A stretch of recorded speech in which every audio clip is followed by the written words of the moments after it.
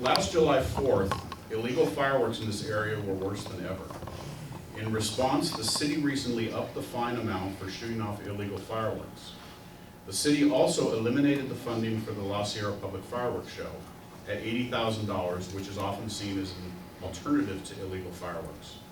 From a fiscal standpoint and a policy standpoint, what should the city's role be in celebrating Independence Day? Well, I think it's going to continue.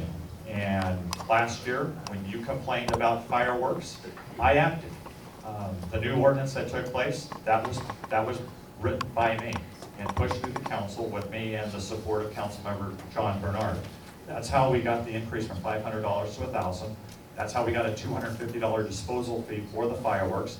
That's how we'll be able, if potentially we can charge the violator with the response times for both police and fire.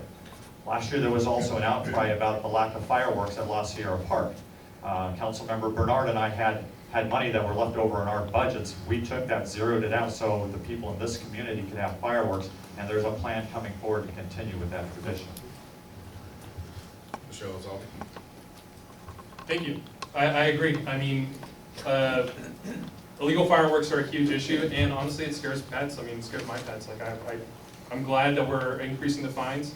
And also, we do need to start providing more opportunities, really, that either a citywide effort, making sure that it's something that we have permanently in La Sierra, to make sure we're providing a public venue to make sure that we have a public fireworks display. Thank you. My next question is for you, Mr. Elizalde. Prop R and Measure C, which protect Riverside's hillsides from development, as well as its green belt, are over 30 years old. Will you actively work to support and maintain these protections? Yes. Yep. All right, we can get an extra question. Councilmember Perry. No, they need to stay in effect. They protect two important areas of the city, the Greenbelt and Rancho La Sierra. It protects our open space. It protects our agriculture. It protects our citrus industry. This is part of our history, the agriculture and the citrus. I don't see a need to make any of that change. I don't see a need to change it we need our open space. There's talk of Prop R Measure C about reduction in traffic congestion and protecting arroyos and scenic vistas.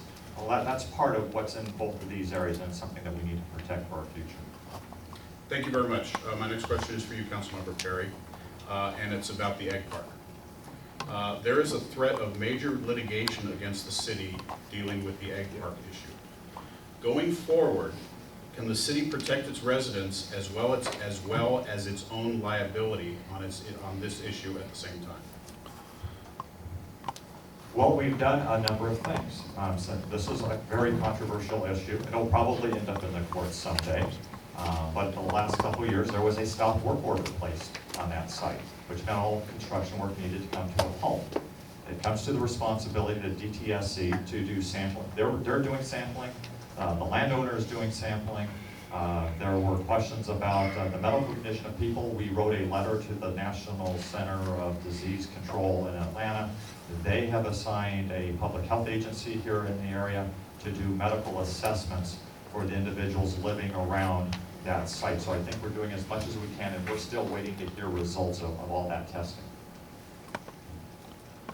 Go ahead, Mr. Elizalde. Ag Park's a huge issue, and it's something that we need to be much more invested in.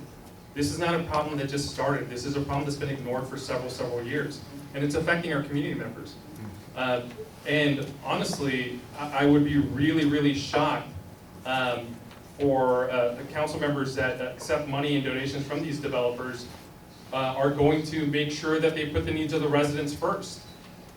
That's what it comes down to. We need to make sure that we're pushing DTSC. I've worked with them. I've worked with CCAJ and Penny Newman to make sure that we're looking at making sure the EPA can go in there and figure out like what's going on, but also like how big of an impact is this going to be for our community as well as for our city. Thank you very much. My next question is for you, Mr. Elizalde. What grade would you give the city's parks? What can be done to improve them? And do we have enough acreage in the city dedicated to parkland? If not, this is all in 1 minute. Why isn't that part of the Measure Z discussion? I mean, growing up, I remember like how, I mean, some of the parks are scary. And just being honest, we're doing a whole lot better than we used to. And I like what we have, but I mean, Bryant Park alone needs $181,000 just in maintenance that's currently unfunded. We need to make sure that that doesn't keep happening in parks in our district. And we should make sure that Measure Z is dedicating more resources towards all of our parks and open spaces. Thank you very much. My next question is for Councilmember Perry. Oh, I'm sorry, you need to answer that. I'm sorry, I apologize.